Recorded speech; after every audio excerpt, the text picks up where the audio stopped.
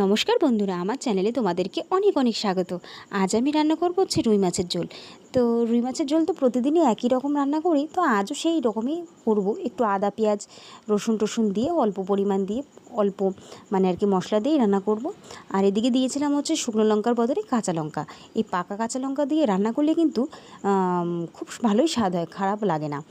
আমি আগে ভাবতাম কি যে কাঁচা লঙ্কা দিয়ে মাছের ঝোল বা মাংস রান্না করলে ঠিক ভালো লাগে না, কিন্তু সত্যি কথা বলতে নিজে কয়দিন ধরে রান্না করছি তো খুবই ভালো লাগে, খারাপ লাগে না। মশলাটা বেশ ভালোই হয়। শুকনো লঙ্কা দিলে তো কালারও আসে ভালো, কিন্তু কাঁচা লঙ্কা দিলেও খারাপ কালার আসে না, খুব সুন্দরই কালারই আসে। তো সবসময় বাজারে গেলে আগে কর্তামশাই নিয়ে আসে হচ্ছে ওই পাকা পাকা কাঁচা লঙ্কা, যে শুকনো লঙ্কার থেকে তুমি এই কাঁচা লঙ্কাটা ইউজ করবে, খুব ভালো হবে। তো যাই হোক, এদিকে এক এক করে মাছগুলো আমি ভেজে নেব। এমনিতে রুই মাছ করলে আমি তেমন খুব বেশি মশলা দিই না, আবার মাঝে মধ্যে যখন মাছের কালিয়া করি বা একটু মশলা করি তখন গিয়ে একটু মশলাটা বেশিই দিই। তো আমার মতে মনে হয় কি, অল্প মশলা দিয়ে রান্না করলে মাছগুলো মানে মাছের ঝোল খেতে বেশি ভালো লাগে। তো যাই হোক, এদিকে মাছগুলো ভাজা ভাজা হয়ে গেলে পরপরে আলুটা বসিয়ে দেবো। আলুটা ভাজা হয়ে গেলে মশলা দিয়ে মোটামুটি একদম নর্মাল রান্না আমি করব মাছের ঝোল, কোনো মানে বেশি কিছু দেবো না।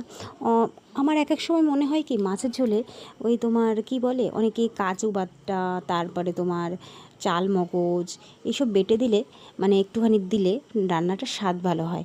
তো এমনি রান্না ভালো রান্না করতে গেলে তো তোমার ওই সবই দেয়, কিন্তু বাড়ির ঘরের রান্নায় আমি আর এইসব ইউজ করি না। মাঝে মধ্যে ভাবি যে এইগুলো একটু ইউজ করলে মাছের ঝোলটা নিশ্চয়ই ভালো হবে। হ্যাঁ, একদিন আমি ইউজ করেছিলাম যে একটু কাজু বাটা দিলে ভালোই লাগে, সে মাংস বলো মাছ বলো সব কিছুতে, কিন্তু এইসব দিলে না একটু রিস্ক হয়ে যায় খাবার। এমনিতেই মশলা খাওয়া পড়ে, তার উপরে যদি ওইসব দেওয়া হয়, স্বাদের জন্য তো আমরা অনেক কিছুই দিই, ভালো লাগে খেতে, কিন্তু বাড়ির ঘরোয়া রান্নায় আর ওইসব দিয়ে আর কী লাভ বলো। এমনি নর্মাল খেলেই ভালো। এখনকার দিনকাল যতই যা খাই যাই হচ্ছে সবই বিষ সার দিয়ে তৈরি, মানে যাই খাবো মানে শরীরে কী যে লাগবে, রোগ ছাড়া কিছুই নেই। প্রত্যেকটা ঘরেই কিন্তু দেখো মানে একটা না একটা রোগ থাকবে। এই যে আমার বাড়িতে যেমন দুই মায়ের একজনের তো পেটের সমস্যা আছেই, তারপরে মানে আমার বাড়ি না, আমার মা আর কি, ওই বাড়িতে পেটের সমস্যা না, মানে তোমার একটা অপারেশন হয়েছিল, তো তারপর থেকে মায়ের শরীরটা ঠিক ভালো না। তো যাই হোক, মোটামুটি মা নর্মাল খাবারটাই খায়, মশলাপাতি খুব কমই খায়। এমনিও একটু কোলেস্ট্রল আছে। আর এই মায়ের তো সেরকম সমস্যা নেই, কিন্তু একটু বয়সের সাথে তো সবারই একটু সমস্যা হয়েই থাকে বলো।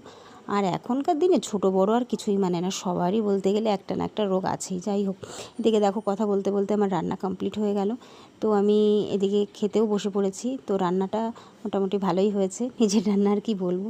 তো যাই হোক বন্ধুরা, ভিডিওটা এই পর্যন্ত শেষ করতে, পরের একটা নেক্সট ব্লগে তোমাদের সঙ্গে দেখা হবে। টাটা, বাই বাই, ভালো থেকো সবাই।